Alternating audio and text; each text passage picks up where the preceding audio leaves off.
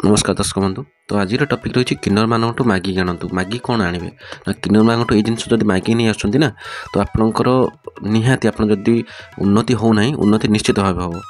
तो शुणी रखु कौन कौन कौन मागे आउ केमी मागे। तो प्रथम जाणी रखु तो हिंदू धर्मर पुराण में यह मान्यता अच्छी जे किन्नर माने बुध ग्रह को शांत करते प्रथम कथा।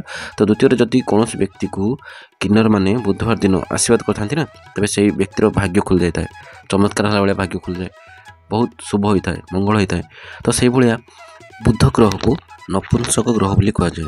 तो बुध ग्रह प्रभाव किन्नर मान अधिक रही है। तेणु किन्नर मानू दान धर्म कले तो दान कर तो बुध ग्रह प्रसन्न होता है, खुशी होता। तो कौन किन्नर ठारू जदि 1 टंका कॉइन मागिक आणुंट आउ जदि से आपन को दे दौरान अति खुशी मन से आपको दे दूँ से टंका भी दे दूँ तो आपंकर उन्नति निश्चय घटे, तो सफल निश्चित हे।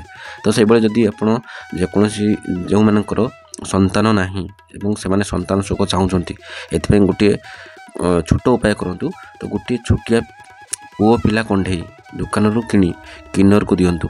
जदि से निज पाखरे रखिए तेरे जानवे जे आपण को संतान प्राप्ति होबार प्रायतः निश्चित होता है। तो यही कम निहाती करंतु आप देखिए निहाती आपंकर उन्नति घटो। तो बाकी बंधु मैंने आपको जब ये वीडियो भल लगी तो लाइक करूँ, आप सांग प्रियजन मानक शेयर करूँ, आ कमेंट आपंकर मतामत निश्चित भाव जनातु। पुणी देखा ये टॉपिक को नहीं गोटे नुआ टॉपिक को नहीं नेक्स्ट वीडियो नुआ एक अध्याय। सपन रोचे। जय जगन्नाथ।